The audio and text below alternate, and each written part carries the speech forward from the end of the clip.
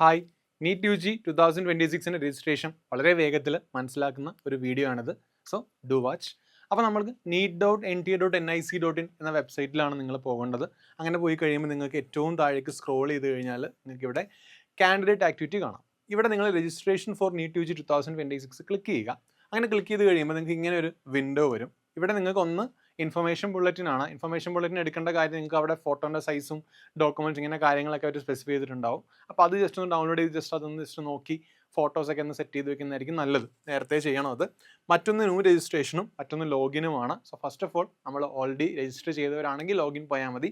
ആദ്യമായിട്ട് രജിസ്റ്റർ ചെയ്യുന്നവരാണെങ്കിൽ നേരെ ജമ്പ് ചെയ്യേണ്ടത് ന്യൂ രജിസ്ട്രേഷൻ എന്ന് പറഞ്ഞ സ്റ്റെപ്പിലേക്കാണ്.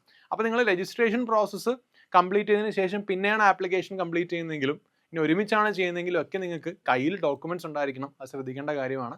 അതിലൊന്ന് JPG ഫോമാറ്റിൽ ഉള്ള ഫോട്ടോ, സിഗ്നേച്ചർ, തമ്പ് ഇംപ്രഷനും ഫിംഗർ ഇംപ്രഷനും. അപ്പോൾ ഫോട്ടോ നിങ്ങളുടെ 80% ഫേസും വിസിബിൾ ആയിരിക്കണം, ലൈറ്റ് ബാക്ക്ഗ്രൗണ്ട് ആയിരിക്കണം അല്ലെങ്കിൽ വൈറ്റ് ബാക്ക്ഗ്രൗണ്ട് ആയിരിക്കണം, ചെവിയൊക്കെ വിസിബിൾ ആയിരിക്കണം. എല്ലാം ശ്രദ്ധിക്കണം. ഒരു 80% ഫേസ് വിസിബിൾ ആയിരിക്കണം പ്രത്യേകം പറയുന്നുണ്ട്. ഫോട്ടോ അത് എടുക്കുക. ഫോട്ടോ എടുക്കുന്ന സമയത്ത് തന്നെ മീൻസ് നിങ്ങൾക്ക് അപ്ലോഡ് ചെയ്യാൻ പറ്റുന്ന JPG ഫോമാറ്റിൽ വെക്കുകയും ചെയ്യുക. അതിൻ്റെ കൂടെ ഒരു 4 to 5 passport size photo copies കയ്യിൽ വെക്കുക. അതുപോലെ തന്നെ അവരോട് പറഞ്ഞാൽ അതിൻ്റെ post card size photo size ഉണ്ടാകും. അതൊരു 3 തൊട്ട് 4 വരെ എണ്ണം കയ്യിൽ വെക്കുക. കാരണം എന്താണെന്ന് വെച്ചാൽ അത് നമുക്ക് നമ്മുടെ ആപ്ലിക്കേഷൻ, നിങ്ങളുടെ അഡ്മിറ്റ് കാർഡ് വരുമ്പോൾ നിങ്ങൾക്ക് അവിടെ ഒട്ടിക്കേണ്ടതായിട്ട് വരുന്നുണ്ട്. അതുകൊണ്ട് ഇതിൻ്റെ കോപ്പീസ് കൈ വയ്ക്കുന്നത് നല്ലതാണ്. പിന്നെ ഒരു ബ്ലാക്ക് കളർ പെന്നോ ബ്ലൂ കളർ പെന്നോ ഉപയോഗിച്ച് നിങ്ങൾക്ക് സിഗ്നേച്ചർ ഇടാം. അത് സ്കാൻ ചെയ്ത് അപ്ലോഡ് ചെയ്യാം. പിന്നെ നിങ്ങളുടെ 5 വിരലുകളുടെയും ലെഫ്റ്റിലെയും റൈറ്റിലെയും ഉള്ള 5 വിരലുകളുടെയും ഇംപ്രഷൻസ് പ്രോപ്പറായിട്ട് വെക്കുക. അതൊരു പേപ്പറിലേക്ക് വെക്കുക. എന്നിട്ട് അത് സ്കാൻ ചെയ്തിട്ട് അപ്ലോഡ് ചെയ്യുക. ഇത് മൂന്നും ശ്രദ്ധിക്കേണ്ട ഒരു കാര്യമാണ്. ഇനിയുള്ളത് ക്ലാസ് 10 സർട്ടിഫിക്കറ്റ് ആണ്. ഇതിൻ്റെ ഒരു പ്രൂഫ് പോലെയാണത്. സോ ക്ലാസ് 10 സർട്ടിഫിക്കറ്റിൻ്റെ PDF ഫോമാറ്റ്, കാറ്റഗറി സർട്ടിഫിക്കറ്റ് കിട്ടിയിട്ടുണ്ടെങ്കിൽ അതിൻ്റെ PDF ഫോമാറ്റ് അല്ലെങ്കിൽ ആപ്ലിക്കേഷൻ നമ്പർ മതിയാവും. ഇപ്പം കാറ്റഗറി സർട്ടിഫിക്കറ്റ് ഉണ്ടെങ്കിൽ മാത്രം PDF ഫോമാറ്റ് എടുക്കാതെ വയ്ക്കുക. PWD കാൻഡിഡേറ്റ് ആണെങ്കിൽ നിങ്ങൾ അതിൻ്റെ സർട്ടിഫിക്കറ്റ് PDF ആയിട്ട് അപ്ലോഡ് ചെയ്യേണ്ടി വരും. അപ്പോൾ ഈ സർട്ടിഫിക്കറ്റ്സും എന്ത് ചെയ്യണം, നിങ്ങൾ അപ്ലോഡ് ചെയ്യണം ഇൻ കേസ് നിങ്ങൾക്ക് അത് ആവശ്യമുണ്ട്. പിന്നെ ID പ്രൂഫാണ്. ID പ്രൂഫ് ആധാർ കാർഡൊക്കെ ഉണ്ടെങ്കിൽ അതിൻ്റെ ഒരു PDF ഫോമാറ്റ് നിങ്ങൾക്ക് ആവശ്യമുണ്ടെങ്കിൽ അപ്ലൈ ചെയ്യാം, അപ്ലോഡ് ചെയ്യാം. അപ്പോൾ ഇത്രയും കാര്യങ്ങളാണ് നിങ്ങൾ ഡോക്യുമെൻറ്റ്സിൽ റെഡിയാക്കി വെക്കേണ്ട കാര്യങ്ങൾ. അതിനുശേഷമാണ് നമ്മൾ ന്യൂ രജിസ്ട്രേഷനിലേക്ക് പോകുന്നത്. സോ ന്യൂ രജിസ്ട്രേഷനിലേക്ക് പോയി കഴിയുമ്പം ഫസ്റ്റ് നമ്മുടെ സ്റ്റെപ്പ് എന്ന് പറയുന്നത് നമ്മുടെ ഡീറ്റെയിൽസ് കൊടുത്ത് രജിസ്റ്റർ ചെയ്യുക എന്നുള്ളതാണ്. അപ്പോൾ അവിടെ ശ്രദ്ധിക്കേണ്ട ഒരു കാര്യം, കൃത്യമായൊരു മൊബൈൽ നമ്പറും ഇമെയിൽ അഡ്രസ്സും ഉണ്ടായിരിക്കണം. ഇമെയിൽ അഡ്രസ്സും കൃത്യമായിരിക്കണം, മൊബൈൽ നമ്പർ കൃത്യമായിരിക്കണം. അതുവഴിയാണ് കൂടുതലും കമ്മ്യൂണിക്കേഷൻസ് ഒക്കെ നടക്കുക. അപ്പോൾ അതുകൊണ്ട് ഫസ്റ്റ് രജിസ്ട്രേഷൻ പ്രോസസ്സാണ്. അതിനുശേഷം നമുക്കൊരു ആപ്ലിക്കേഷൻ നമ്പറും പാസ്വേഡും കിട്ടും. ഈ ആപ്ലിക്കേഷൻ നമ്പറും പാസ്വേഡ് ഉപയോഗിച്ച് നമുക്ക് എപ്പോൾ വേണമെങ്കിലും ലോഗിൻ ചെയ്ത് ബാക്കി ഡീറ്റെയിൽസ് ഫില്ല് ചെയ്യാൻ സാധിക്കും. ഇനി അത് ഒറ്റ ഇരിപ്പിൽ തന്നെ ചെയ്യാം, അല്ലെങ്കിൽ കുറച്ച് കഴിഞ്ഞ് ചെയ്യാം, ഏതാണെങ്കിലും ഓക്കെയാണ്. അപ്പോൾ ഫസ്റ്റ് രജിസ്ട്രേഷൻ പ്രോസസ്സ് കംപ്ലീറ്റ് ചെയ്ത് കഴിഞ്ഞാൽ നിങ്ങൾക്ക് ഒരു ആപ്ലിക്കേഷനും പാസ്വേഡും കിട്ടും. അത് വെച്ച് വേണം പിന്നെ നിങ്ങൾ ലോഗിൻ ചെയ്യാൻ വേണ്ടിയിട്ട്. ലോഗിൻ ചെയ്യേണ്ടത് എവിടെയാണെന്ന് അറിയാമല്ലോ. ഈ പേജിൽ വന്നിട്ടാണ് നിങ്ങൾ ഇവിടെ ലോഗിൻ ബട്ടണിൽ ക്ലിക്ക് ചെയ്ത് വേണം നിങ്ങൾ എന്ത് ചെയ്യാൻ, ലോഗിൻ ചെയ്യാൻ. അപ്പം ഇനി നമുക്കൊരു ന്യൂ രജിസ്റ്റേർഡ് കാൻഡിഡേറ്റിൻ്റെ കേസിൽ രജിസ്ട്രേഷനിൽ എന്തൊക്കെയാണ് വേണ്ടത് എന്ന് നമുക്ക് നോക്കാം. അപ്പോൾ അതിലേക്ക് പോകുമ്പം നമുക്ക് വേണ്ട ഡീറ്റെയിൽസ് ഒക്കെ കാര്യങ്ങൾ നമുക്കൊരു ചെക്ക് ലിസ്റ്റ് പോലെയാണ്. എല്ലാം കിട്ടിയിട്ടുണ്ടോ എന്നൊക്കെ അവരവിടെ ചോദിക്കും. അത് കിട്ടിയിട്ടുണ്ടെങ്കിൽ നമുക്കവിടെ ക്ലിക്ക് ചെയ്തിട്ട് ഗോ ടു രജിസ്ട്രേഷൻ എന്ന് പറയുന്നതിലേക്ക് പോകാം. സോ ഇതാണ് നമ്മുടെ ഫസ്റ്റ് പ്രധാനപ്പെട്ട സ്റ്റെപ്പ് എന്ന് പറയുന്നത്. ദാറ്റ് ഈസ് നമ്മുടെ രജിസ്ട്രേഷൻ ആണ്. സോ രജിസ്ട്രേഷനിൽ എന്തൊക്കെയാണ് നമ്മൾ ശ്രദ്ധിക്കേണ്ടത് എന്ന് നമുക്ക് നോക്കാം. പേഴ്സണൽ ഡീറ്റെയിൽസിൽ എന്തൊക്കെ വരുന്നുണ്ടെന്ന് നമുക്ക് നോക്കാം. So first of all class 10 നമ്മുടെ 10ാം ക്ലാസ്സിലെ സർട്ടിഫിക്കറ്റിൻ്റെ നെയിമാണ് നിങ്ങൾ കൊടുക്കേണ്ടത്. ആധാർ കാർഡിൻ്റെ അല്ല. കുറച്ച് പേർക്കൊക്കെ എന്തെങ്കിലും ചെറിയ പേര് വ്യത്യാസം ഉണ്ടായിരിക്കും. പക്ഷേ നിങ്ങൾ 10th ക്ലാസ്സിലെ സർട്ടിഫിക്കറ്റിലെ പേരെന്താണോ അത് തന്നെ വേണം നിങ്ങൾ ഇവിടെയും കൊടുക്കാൻ. സോ നിങ്ങളുടെ പേര് കൊടുക്കണം, അച്ഛൻ്റെ പേര്, അമ്മയുടെ പേര്, ഫാദർ നെയിം അല്ലെങ്കിൽ ഗാർഡിയൻ നെയിം കൊടുക്കാം. അതിനുശേഷം നിങ്ങളുടെ ഡേറ്റ് ഓഫ് ബർത്ത്, ജെൻഡർ ഇത്രയും അവിടെ ചൂസ് ചെയ്യാം. അതിനുശേഷം അത് കൺഫേം ചെയ്യുന്നതാണ്. ഒന്നും കൂടെ നമ്മളത് റീടൈപ്പ് ചെയ്യണം. അതിനുശേഷം നമ്മുടെ നേരെ വരുന്നത് പ്രസൻറ്റ് അഡ്രസ്സിലേക്കാണ്. നിങ്ങൾ പ്രസൻറ്റ് അഡ്രസ്സും പെർമനൻറ്റ് അഡ്രസ്സും കൊടുക്കുന്ന സമയത്ത് നിങ്ങളുടെ ആധാറിൽ നിങ്ങളുടെ കൊടുത്തിരിക്കുന്ന അഡ്രസ്സ് ഏതാണോ അത് നിങ്ങൾക്ക് എന്ത് ചെയ്യാം, പ്രസൻറ്റ് അഡ്രസ്സ് ആയിട്ട് കൊടുക്കാം. നിങ്ങളിപ്പോൾ എവിടെയെങ്കിലും റീലൊക്കേറ്റ് ചെയ്തിട്ടുണ്ടെങ്കിൽ നിങ്ങൾക്കത് പെർമനൻറ്റ് അഡ്രസ്സ് ആയിട്ടും കൊടുക്കാൻ സാധിക്കും. അപ്പോൾ ഇവിടെ നോക്കുക, നിങ്ങൾ ശ്രദ്ധിക്കേണ്ട ഒരു കാര്യം, നിങ്ങൾ ഏത് സ്റ്റേറ്റ് ആണോ കൊടുക്കുന്നത് ആ സ്റ്റേറ്റിലായിരിക്കും നിങ്ങൾക്ക് എക്സാം എഴുതാനുള്ള എലിജിബിലിറ്റി ഉണ്ടാകുന്നത്. അപ്പോൾ അത് തന്നെ അത് കൃത്യമാണോ എന്നുള്ള കാര്യം നിങ്ങൾ എന്ത് ചെയ്യണം, നോക്കണം. അപ്പോൾ നിങ്ങൾ പ്രസൻറ്റ് അഡ്രസ്സും പെർമനൻറ്റ് അഡ്രസ്സും കൊടുക്കുന്ന സ്റ്റേറ്റ്സിൽ നിങ്ങൾക്ക് എന്ത് ചെയ്യാം, എക്സാം എഴുതാനും പറ്റും. പെർമനൻറ്റ് അഡ്രസ്സ് പ്രൂഫ് ചോദിക്കുന്നുണ്ടെങ്കിൽ നിങ്ങൾക്ക് അത് പ്രസൻറ്റ് അഡ്രസ് പ്രൂഫ് നിങ്ങൾക്ക് ആധാറും അതിൻ്റെ കൂടെ പെർമനൻറ്റ് അഡ്രസ് പ്രൂഫ് നിങ്ങൾക്ക് എന്തെങ്കിലും ഇലക്ട്രിസിറ്റി ബിൽസ് അങ്ങനെയുള്ള കാര്യങ്ങളൊക്കെ എന്ത് ചെയ്യാം, എന്തെങ്കിലും ബില്ല് റിലേറ്റഡ് ആയിട്ടുള്ള വീട്ടിൻ്റെ റിലേറ്റഡ് ആയിട്ടുള്ള ബിൽസ് എന്തെങ്കിലുമൊക്കെ എന്ത് ചെയ്യാം നിങ്ങൾക്ക് ഇതിനെ വെക്കാൻ സാധിക്കും. അപ്പോൾ അത് നിങ്ങൾ പ്രസൻറ്റ് അഡ്രസ്സും പെർമനൻറ്റ് അഡ്രസ്സും സെയിം ആണെങ്കിൽ പിന്നെ വേറെ ഇഷ്യൂ ഒന്നുമില്ല. ഐഡൻറ്റിറ്റി പ്രൂഫായിട്ട് ആ ഒരു കാര്യം മാത്രം വെച്ചാൽ മതിയാവും. സോ അത് മൊത്തം ഫില്ല് ചെയ്യുക. അതിനുശേഷം നമ്മുടെ കമ്മ്യൂണിക്കേഷൻ അഡ്രസ്സ് ആയിരിക്കും അവർ ചോദിക്കുന്നത്. കമ്മ്യൂണിക്കേഷൻ അഡ്രസ്സിലേക്ക് വരുമ്പോൾ നമ്മുടെ ഇമെയിൽ അഡ്രസ്സ് ഉണ്ട്. ഇമെയിൽ അഡ്രസ്സ് കൃത്യമാണോ ചെക്ക് ചെയ്യണം. അതിനുശേഷം കൺഫേം ചെയ്യണം, മാറിപ്പോരുത്, വളരെ ഇമ്പോർട്ടൻ്റ് ആണ്. അതിനുശേഷം മൊബൈൽ നമ്പർ, നമ്മുടെ കൺട്രി കോഡ് അടിക്കുക, +9191 അടിക്കുക, അതവിടെ വന്നിട്ടുണ്ടാവും. അതിനുശേഷം നിങ്ങൾക്ക് ഇവിടെ നിങ്ങളുടെ നമ്പർ അടിക്കാം, നമ്പറും എന്ത് ചെയ്യുക, കൺഫേം ചെയ്യുക. അതിനുശേഷം നിങ്ങൾക്ക് ഓൾട്ടർനേറ്റ് ആയിട്ടൊരു മൊബൈൽ നമ്പർ, അച്ഛൻ്റെ അമ്മയുടെ ഒരു മൊബൈൽ നമ്പർ ഓപ്ഷണലായിട്ട് അവിടെ കൊടുക്കുകയും ചെയ്യാം. കമ്മ്യൂണിക്കേഷൻ എറർ വന്നാൽ റീകമ്മ്യൂണിക്കേറ്റ് ചെയ്യാൻ വേണ്ടിയാണ്. പെർമനന്റ് അഡ്രസ്സിൻ്റെ സെയിം തന്നെയാണ് പ്രസന്റ് അഡ്രസ്സ് എങ്കിൽ നിങ്ങൾക്ക് ഇവിടെ ടിക്ക് ചെയ്യാം, അല്ലെങ്കിൽ നിങ്ങൾക്ക് ഇവിടെ പെർമനന്റ് അഡ്രസ്സ് കൊടുക്കാം. പിന്നെ നിങ്ങളുടെ നെക്സ്റ്റ് നിങ്ങൾ ലോഗിൻ ചെയ്യുന്ന സമയത്ത് കൊടുക്കേണ്ട പാസ്വേഡാണ്.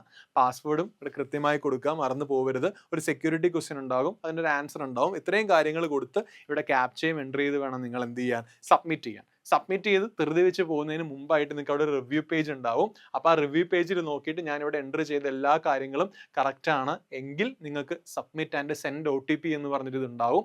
അപ്പോൾ അത് വെച്ച് നോക്കുമ്പോൾ നിങ്ങൾക്കൊരു സബ്മിറ്റ് സെൻഡ് OTP, നിങ്ങൾ ഐ അഗ്രി കൊടുക്കുമ്പം submit and send OTP to verify mobile number ആണ്. അപ്പോൾ നിങ്ങളുടെ അടുത്ത മൊബൈൽ നമ്പർ വെരിഫിക്കേഷൻ ആണ്. അപ്പോൾ മൊബൈൽ നമ്പറിലേക്ക് ഒരു OTP വന്നിട്ടുണ്ടാവും. നിങ്ങൾ കൊടുത്ത ഡീറ്റെയിൽസ് എല്ലാം ഇവിടെ ഡിസ്പ്ലേ ആയിരിക്കും. എന്തെങ്കിലും മിസ്റ്റേക്ക് ഉണ്ടെങ്കിൽ നിങ്ങൾക്ക് എഡിറ്റ് രജിസ്ട്രേഷൻ ഫോമിലേക്ക് തിരികെ പോകാം. ഇനി അഥവാ അല്ലെങ്കിൽ ഈ OTP കൊടുത്ത് നിങ്ങൾക്ക് എന്ത് ചെയ്യാം, സബ്മിറ്റ് രജിസ്ട്രേഷൻ ഫോമിലേക്ക് വരാം. അപ്പോൾ ഇത്രയും ചെയ്ത് കഴിയുമ്പോൾ നിങ്ങളുടെ രജിസ്ട്രേഷൻ പ്രോസസ്സ് ഫുള്ളി കംപ്ലീറ്റ് ആയി. നിങ്ങൾക്ക് ഒരു ആപ്ലിക്കേഷൻ നമ്പറും ഒരു പാസ്വേഡും ക്രിയേറ്റഡ് ആയി കാണും. നിങ്ങൾക്ക് അതിൻ്റെ ഡീറ്റെയിൽസ് ഒക്കെ മെയിലിലും അല്ലെങ്കിൽ ഈ പറഞ്ഞ പോലെ ഫോണിലൊക്കെ വന്നിട്ടുണ്ടാവും. ഇത് കഴിഞ്ഞ് വേണം നിങ്ങൾ ബാക്കി പ്രോസസ്സുകൾ കംപ്ലീറ്റ് ചെയ്യാൻ. സോ ബാക്കി പ്രോസസ്സിൽ അടുത്ത നമ്മൾ നേരെ പോകുന്നത് നമ്മുടെ പേഴ്സണൽ ഡീറ്റെയിൽസിൻ്റെ ഏരിയ ആണ്. ഇവിടെയാണ് നിങ്ങളുടെ കാറ്റഗറിയും കാര്യങ്ങളൊക്കെ നിങ്ങൾ എൻ്റർ ചെയ്യുന്നത്. അപ്പോൾ ഇവിടെ നിങ്ങൾ ശ്രദ്ധിക്കുക, ഇവിടെ നമ്മൾ ഓൾറെഡി കൊടുത്ത കാര്യങ്ങളൊക്കെ ഇവിടെ വരും. പേഴ്സണൽ ഡീറ്റെയിൽസിൻ്റെ അവിടെ candidate name, candidate date of birth, gender, guardian നെയിമും കാര്യങ്ങളൊക്കെ നമ്മൾ കൊടുത്തിരുന്നു. അടുത്തൊരു സ്റ്റെപ്പാണ് എവിടെ നിന്നാണ് നിങ്ങൾ 12th പഠിക്കുന്നത് അല്ലെങ്കിൽ പാസ്സായത്.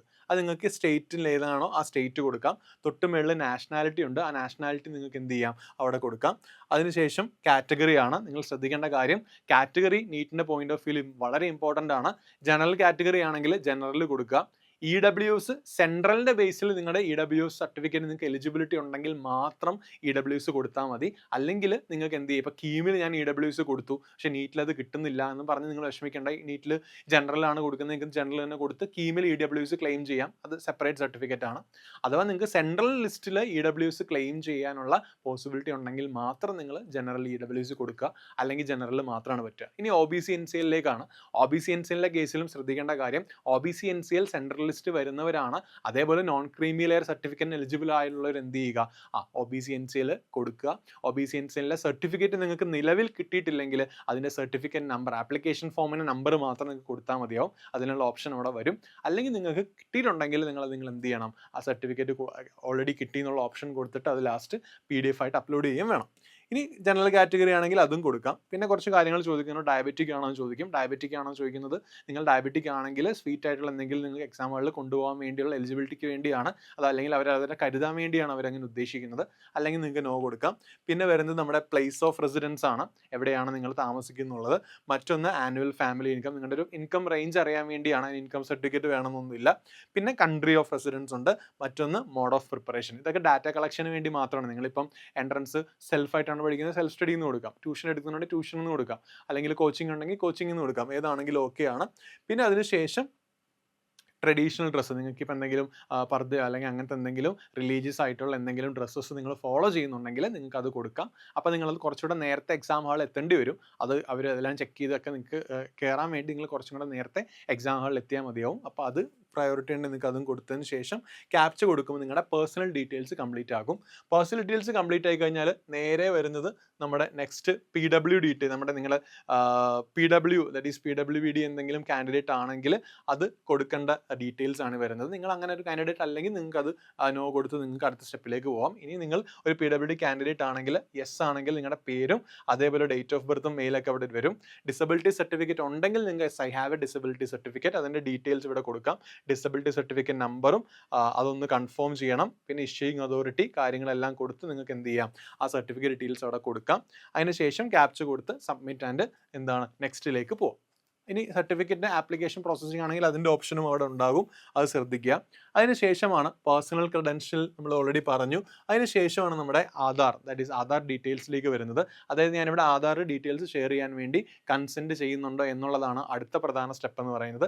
അത് നിങ്ങളുടെ ആപ്ലിക്കേഷൻ നമ്പറും കാൻഡിഡേറ്റ് ഡീറ്റെയിൽസൊക്കെ വരും. I voluntary agree to share my child അല്ലെങ്കിൽ വാർഡ് ആധാർ നമ്പർ. അപ്പം ആധാർ നമ്പർ ഷെയർ ചെയ്യാൻ ഓക്കെ ആണെന്നുള്ളത് വരും. അതിന് ശേഷം നിങ്ങൾ എന്ത് ചെയ്യുക, അത് സബ്മിറ്റ് ചെയ്യുക. ക്യാപ്ച എൻ്റർ ചെയ്ത് നിങ്ങൾക്ക് എന്ത് ചെയ്യാം, സബ്മിറ്റ് ചെയ്ത് കൊടുക്കാൻ സാധിക്കും. ഇനി നിങ്ങൾക്ക് എന്തെങ്കിലും ആധാർ അല്ലാതെ വേറെ എന്തെങ്കിലും ഐഡൻറ്റിറ്റി ഡീറ്റെയിൽസ് ആണ് നിങ്ങൾ കൊടുക്കുന്നതെങ്കിൽ നിങ്ങൾക്ക് അത് ഇവിടുന്ന് മാറ്റി ചൂസ് ചെയ്യാം. DigiLocker, Indian passport number, non Indian passport number, PAN card, any other valid central document ഉള്ളതാണെങ്കിൽ നിങ്ങൾക്ക് അവിടുന്ന് ക്ലിക്ക് ചെയ്യാവുന്നതാണ്. അല്ലെങ്കിൽ നിങ്ങൾക്ക് ആധാർ തന്നെ നോക്കാം, അതാണ് കുറച്ചുകൂടെ കൺവീനിയൻറ്റ്. ഇനി നമുക്ക് അടുത്തതിലേക്ക് വരാം. നമ്മുടെ എക്സാമിനേഷൻ സെൻറ്റർ സെലക്ഷൻ ആണ്. വളരെ ഇമ്പോർട്ടൻ്റ് ആയിട്ടൊരു സ്റ്റെപ്പാണ്. നിങ്ങൾക്ക് 3 സിറ്റി എക്സാം സെറ്റീസ് വരെ എന്ത് ചെയ്യാം, അവിടെ ചൂസ് ചെയ്യാൻ സാധിക്കും. ഇവിടെ നോക്കുക, അതിന് മുമ്പായിട്ട് നിങ്ങളുടെ ലാംഗ്വേജ് മീഡിയം കൂടെ ചൂസ് ചെയ്യണം. നിങ്ങൾ ഇംഗ്ലീഷാണ് ചൂസ് ചെയ്യുന്നതെങ്കിൽ ഇംഗ്ലീഷിൽ മാത്രമേ ക്വസ്റ്റ്യൻ പേപ്പർ വരത്തുള്ളൂ. നിങ്ങളിപ്പോൾ മലയാളമാണ് ചൂസ് ചെയ്യുന്നതെങ്കിൽ ഇംഗ്ലീഷിലും മലയാളത്തിലുമായിട്ടായിരിക്കും 2 സൈഡിലായിട്ട് ക്വസ്റ്റ്യൻ പേപ്പർ വരിക. നിങ്ങളുടെ വില്ലനുസരിച്ച് നിങ്ങൾക്ക് ചൂസ് ചെയ്യാം. അപ്പോൾ നിങ്ങൾക്ക് ഞാനിവിടെ ഇപ്പം നാഷണൽ എലിജിബിലിറ്റി ടെസ്റ്റിൻ്റെ എൻട്രൻസിൻ്റെ ക്വസ്റ്റ്യൻ പേപ്പർ മീഡിയം ഞാൻ ഇംഗ്ലീഷ് ചൂസ് ചെയ്തു. ആദ്യത്തെ city, that is city choose ചെയ്തു. അതെല്ലാം കഴിഞ്ഞതിന് ശേഷം നമ്മുടെ ഗാർഡിയൻസിൻ്റെ നമ്മുടെ അച്ഛൻ്റെ അമ്മയുടെ ഒക്കുപ്പേഷൻ, അതേപോലെ തന്നെ അവർ എത്ര വരെ പഠിച്ചു എന്നുള്ള ഡീറ്റെയിൽസ് അവർ കളക്ട് ചെയ്യും. ഇതൊക്കെ ഡാറ്റ കളക്ഷനാണ്. ക്യാപ്ച എൻ്റർ ചെയ്യുക. ക്യാപ്ച എൻ്റർ ചെയ്തതിന് ശേഷം സബ്മിറ്റ് ആൻഡ് നെക്സ്റ്റ് കൊടുക്കുക. അതിനുശേഷം നമുക്ക് അപ്പാർ ഐ ഡി ഉണ്ടെങ്കിൽ നിങ്ങൾക്ക് അപ്പാർ ഐ ഡി കൊടുക്കാം. അത് കൊടുക്കണം നിർബന്ധമില്ല. ഇല്ലെങ്കിൽ നിങ്ങൾക്ക് അവിടെ നോ കൊടുക്കാവുന്നേ ഉള്ളൂ, പ്രശ്നമില്ല. ഇനിയാണ് നമ്മൾ നെക്സ്റ്റ് സ്റ്റെപ്പിലേക്ക് പോകുന്നത്. That is entering into the next step. So next സ്റ്റെപ്പിലേക്ക് വരുമ്പം ശ്രദ്ധിക്കേണ്ട ഒരു കാര്യം ക്വാളിഫിക്കേഷനാണ്, എക്സാം ക്വാളിഫിക്കേഷനാണ്. നിങ്ങളുടെ 10th-ൻ്റെയും 12th-ൻ്റെയും ഡീറ്റെയിൽസ് വേണം അവിടെ കൊടുക്കാൻ. നിങ്ങൾ ശ്രദ്ധിക്കേണ്ട ഒരു കാര്യം, അത് നിങ്ങളുടെ ഇൻഫർമേഷൻ ബുള്ളറ്റിൽ കൃത്യമായി പറയുന്നുണ്ട്. അതായത് 10ാം ക്ലാസ്സിലെ ഡീറ്റെയിൽസ് അവിടെ പ്രശ്നമൊന്നുമില്ല. ഇവിടെ നോക്കുക, നിങ്ങളുടെ പാസ് സ്റ്റാറ്റസ്, നിങ്ങൾ 10ാം ക്ലാസ് ഓൾറെഡി പാസ്സായവരാണല്ലോ, അപ്പോൾ പാസ്ഡ് എന്ന് കൊടുക്കുക. അതേപോലെ ഇയർ ഓഫ് പാസിങ് ചോദിക്കും, അത് കൊടുക്കുക. പിന്നെ ക്വാളിഫയിങ് എക്സാം, നിങ്ങളുടെ HSS കേരള ആണെങ്കിൽ അത്, CBSE ആണെങ്കിൽ അതൊക്കെ ഡീറ്റെയിൽസ് അവിടെ കൊടുക്കാം. പിന്നെ പ്ലേസ് ഓഫ് സ്കൂൾ, സ്കൂളിൻ്റെ പേര്, സ്കൂളിൻ്റെ ടൈപ്പ് എങ്ങനെയാണ്, ക്വാളിഫയിങ് എക്സാം ഡിസ്ട്രിക്റ്റ് ഏതാണ്, എക്സാം സ്റ്റേറ്റ് ഏതാണ് എന്നൊക്കെ അവരവിടെ ചോദിക്കുന്നുണ്ട്. പിന്നെ ഏത് ടൈപ്പ് ബോർഡാണ്, കേരള HSC ആണോ അല്ലെങ്കിൽ കേരള SSLC ആണോ അല്ലെങ്കിൽ ഈ പറഞ്ഞ രീതിയിൽ CBSE ആണോ എന്നൊക്കെ അവരവിടെ ചോദിക്കും. പിന്നെ റിസൾട്ട് മോഡ്, അതിപ്പോൾ CGPA പെർസെൻറ്റേജ് ഒക്കെ ചോദിക്കാം. നിങ്ങളിപ്പോൾ 10ാം ക്ലാസ് പഠിച്ച് പെർസെൻറ്റേജ് ചൂസ് ചെയ്യുന്നവരാണെങ്കിൽ A+ന് 9 എന്ന് കൊടുക്കുക. ഇപ്പോൾ 10 A+ ഉണ്ടെങ്കിൽ 90%. ഇപ്പോൾ എനിക്ക് 9 A+ന് 9 കൊടുക്കുക, Aക്ക് 8 കൊടുക്കുക, അതേപോലെ B+ന് 7 കൊടുക്കുക. അങ്ങനെ താഴേക്കാണ് ഇതിൻ്റെ നമ്പറിങ് വരുന്നതാണ് കുറച്ചുകൂടെ എളുപ്പം. എന്നിട്ട് നിങ്ങൾ എന്ത് ചെയ്താൽ മതി, എത്ര A+ ഉണ്ട്, എനിക്ക് 9 A+ ആണ് ഉള്ളതെങ്കിൽ ഞാൻ 9 × 9 ചെയ്യും, 81 കിട്ടി. പിന്നെ ഒരു A ആണുള്ളതെങ്കിൽ Aയുടെ മാർക്ക് 8 ആണ്. അത് രണ്ടും കൂടെ കൂട്ടി 89% എന്ന് എഴുതാം. അങ്ങനെ കൊടുക്കാം. അല്ലെങ്കിൽ നിങ്ങൾക്ക് A+ന് 10 അസൈൻ ചെയ്തും കൊടുക്കാം. ഏതാണെങ്കിലും കുഴപ്പമില്ല. അപ്പോൾ നിങ്ങൾക്ക് അവിടെ നിങ്ങളുടെ പാസ് സ്റ്റാറ്റസ് അറിഞ്ഞാൽ, നിങ്ങൾ എന്തായാലും 10 പാസ്സായവരായിരിക്കുമല്ലോ +2ലേക്ക് വരുന്നത്. ജസ്റ്റ് ഒന്ന് കളക്ഷന് വേണ്ടി മാത്രമേ അത് ഉപയോഗിക്കുന്നുള്ളൂ. പിന്നെ സ്കൂൾ, കോളേജ് നെയിം, അഡ്രസ്സും പിൻകോഡുമാണ്. ഇനി വരേണ്ടത് നിങ്ങളുടെ 12th കേസിലേക്കാണ്.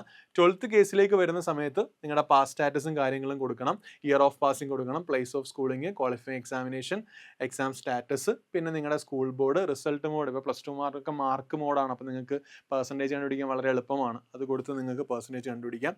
അല്ലെങ്കിൽ അതിൻ്റെ റിസൾട്ട് മോഡിൽ മാർക്സ് എൻ്റർ ചെയ്യാം. പിന്നെ school, college name, pincode, captcha, ഇത്രയും കാര്യങ്ങൾ വേണം അവിടെ എൻ്റർ ചെയ്യാൻ. ഇനി നമ്മൾ അടുത്ത സ്റ്റെപ്പിലേക്ക് വരികയാണ്. അടുത്ത സ്റ്റെപ്പിലേക്ക് വന്നു കഴിഞ്ഞാൽ നമുക്കൊരു ട്വിൻ ഉണ്ടെങ്കിൽ ട്വിൻ അപ്പിയർ ചെയ്യുന്നുണ്ടെങ്കിൽ അത് നമ്മളവിടെ കൃത്യമായി മെൻഷൻ ചെയ്യണം. ഇല്ലെങ്കിൽ അവിടെ വേറെ പ്രശ്നമൊന്നുമില്ല. ഉണ്ടെങ്കിൽ ആ ഡീറ്റെയിൽസും കാര്യങ്ങളും കൊടുക്കാനാണ് പറയുന്നത്. പിന്നെ ലൈവ് ഫോട്ടോഗ്രാഫാണ്. അപ്പോൾ നീറ്റിന് നിങ്ങൾ ഒരു സെൻട്രൽ ഇപ്പോൾ രജിസ്റ്റർ ചെയ്യുന്ന സമയത്ത് അവിടെ ഒരു ലൈറ്റ് ബാക്ക്ഗ്രൗണ്ടിൽ ലൈവായിട്ട് വെബ് ക്യാം ഉപയോഗിച്ച് നമ്മുടെ ഫോട്ടോഗ്രാഫ് എടുക്കാൻ പറ്റണം. അത് നിങ്ങൾ എടുത്തിരിക്കുന്ന മറ്റേ ഒറിജിനൽ ഫോട്ടോയുമായിട്ട് കാര്യമായ വ്യത്യാസങ്ങളൊന്നും വരാത്തതായിരിക്കണം എന്ന് ശ്രദ്ധിക്കണം. കണ്ണാടി വെച്ചവരാണെങ്കിൽ കണ്ണാടി വെച്ച് തന്നെ ലൈവ് ഫോട്ടോഗ്രാഫ് എടുക്കാൻ ശ്രമിക്കുക. ക്ലിയർ ആയിരിക്കണം. അതായത് ഫോട്ടോഗ്രാഫിൽ നിങ്ങൾ പാസ്പോർട്ട് സൈസിൽ ഫോട്ടോ എടുത്ത അതേ ഫോട്ടോ തന്നെ അല്ല ലൈവ് ഫോട്ടോഗ്രാഫിൽ വരേണ്ടത്. പക്ഷേ എന്നാലും സിമിലാരിറ്റി ഉണ്ടായിരിക്കണം. നിങ്ങൾ ആ ഒരു വൈറ്റ് ബാക്ക്ഗ്രൗണ്ടോ ലൈറ്റ് ബാക്ക്ഗ്രൗണ്ടിൽ ഇരിക്കുകയും വേണമെന്ന് പറയുന്നുണ്ട്. അത് ക്ലിക്ക് ചെയ്യുക. എന്നിട്ട് നിങ്ങൾക്ക് എന്ത് ചെയ്യുക, അപ്ലോഡ് ചെയ്യാനുള്ള ഓപ്ഷൻ അവിടെയുണ്ട്.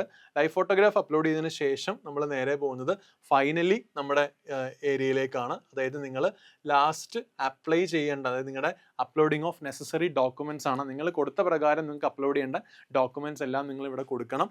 അതിലൊന്ന് നിങ്ങളുടെ passport size photograph, signature, thumb impression, ആ ഫിംഗർ ഇംപ്രഷൻ, എല്ലാ കാര്യങ്ങളും ഉണ്ട്. പിന്നെ അതേപോലെ നിങ്ങളുടെ 10ാം ക്ലാസ്സിൻ്റെ മാർക്ക് ഷീറ്റ് ഉണ്ടെങ്കിൽ അത്, കാറ്റഗറി സർട്ടിഫിക്കറ്റ് ഓക്കെ ആണെങ്കിൽ അത്, PWD സർട്ടിഫിക്കറ്റ് ഉണ്ടെങ്കിൽ അത്, പിന്നെ പ്രസൻറ്റും പെർമനൻറ്റ് അഡ്രസ് പ്രൂഫ് ഉണ്ടാവും, അത് നിങ്ങൾക്ക് കൊടുക്കാം. പിന്നെ ഇത്രയും കാര്യങ്ങളാണ്, ഐഡൻറ്റിറ്റി പ്രൂഫ്, ഇത്രയും കാര്യങ്ങളാണ് നിങ്ങൾ അവിടെ അപ്ലോഡ് ചെയ്യേണ്ടതായിട്ട് വരിക. അതും അപ്ലോഡ് ചെയ്തതിൻ്റെ ഫോർമാറ്റിൽ അപ്ലോഡ് ചെയ്തതിന് ശേഷം രജിസ്റ്റേർഡ് ഇമെയിൽ ID എടുക്കുക, ക്യാപ്ഷൻ എടുക്കുക, സബ്മിറ്റ് ആൻഡ് ഗെറ്റ് OTP. അപ്പോൾ അതിലേക്ക് വരുമ്പോൾ നിങ്ങളുടെ ഇമെയിൽ IDയിലേക്കും ഒരു OTP വരും. അപ്പോൾ നിങ്ങളുടെ ഇമെയിൽ ID വെരിഫിക്കേഷനും അവിടെ കഴിഞ്ഞിട്ടുണ്ടാവും, ഡീറ്റെയിൽസ് ഒക്കെ വരും.